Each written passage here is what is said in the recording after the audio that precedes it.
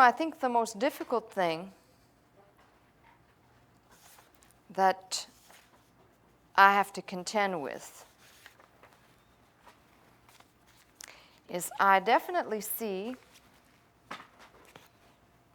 and I've been asked about this repeatedly, the ministries that people are so fascinated by, and the same question comes up time and time again. Pastor, why are these ministries, why are these other people that whatever they're doing, they attract the multitudes, the people come, there's always a very positive vibe, everybody's happy. Tell me, what is this? And to me, it's a $3 bill. You can't miss it. The Christian diet pill. Give me the least amount of what I need to get by. There is nobody teaching and explaining what faithing is and what the faith is about and what the faith life represents and claiming the promises daily and knowing the promises of God. There's nobody teaching that.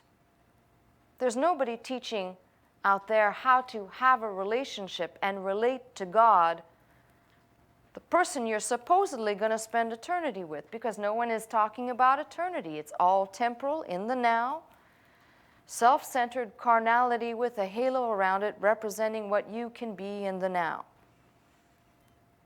Christian diet pill. Give me the smallest amount of what I have to do in the smallest amount of time that will interfere the least with what I'm doing in my life.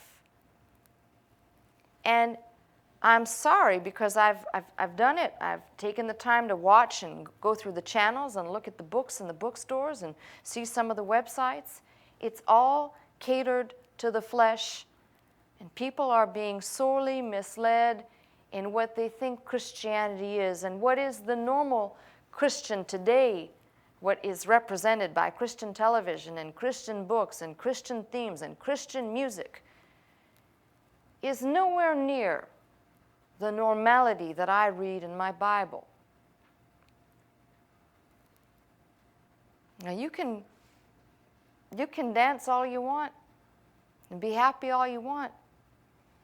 If you're going to sit in a church, you better be in a place where your brain is getting filled with information that, whether you like it or not, I said this on Sunday, you will be changed. It'll be God doing the changing and God taking whatever knowledge has been put in your brain that you have disciplined yourself to try and hear and listen by the Holy Spirit to obey. Not by will worship. I'm going to do it, which is what every church out there tells you to do. Walk right, act right, be right, do right. No, the churches are filled and the multitudes come because it's an easy thing. Just say a couple of Jesuses and God once in a while. 20 to 30-minute window of simplistic discourse on the power of positive thinking disguised under the guise of the gospel being presented. No harsh words, there's no rod and no staff. No rod to tell the sheep you're going the wrong way and you're grazing in the wrong field. No rod out there to say, hey, sheep, there are wolves out there dressed in sheep's clothing coming to harm you.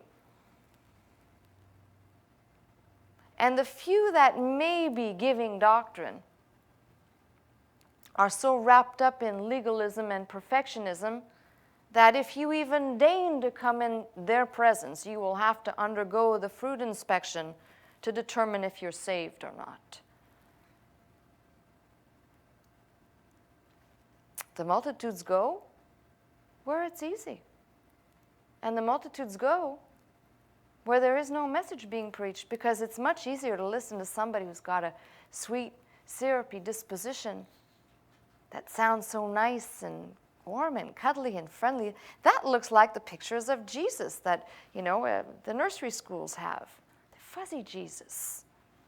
The warm and cuddly Jesus.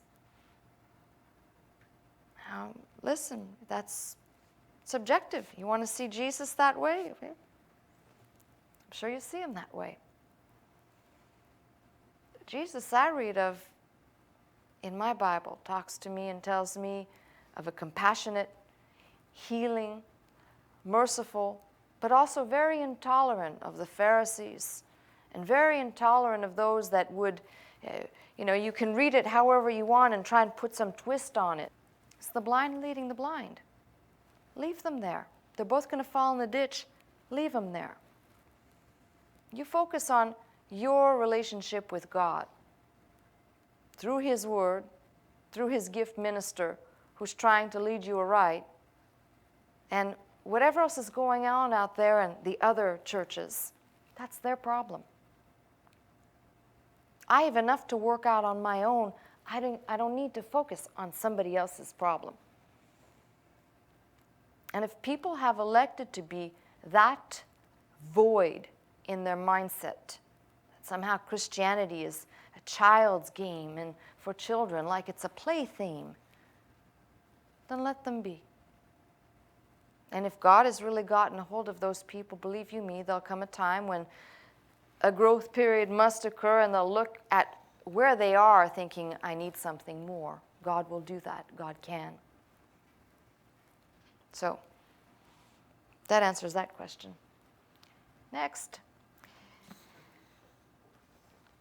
I find, to me anyway,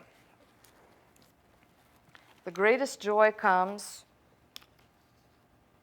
if it's just one or two or three or four, or how many call and tell me, I got it, I get it. It's when my greatest joy comes, when I see in some small, by my eyesight, seemingly quite insignificant help that may have encouraged someone to press a little bit closer to God, to His Word. That's the most you can ask. Come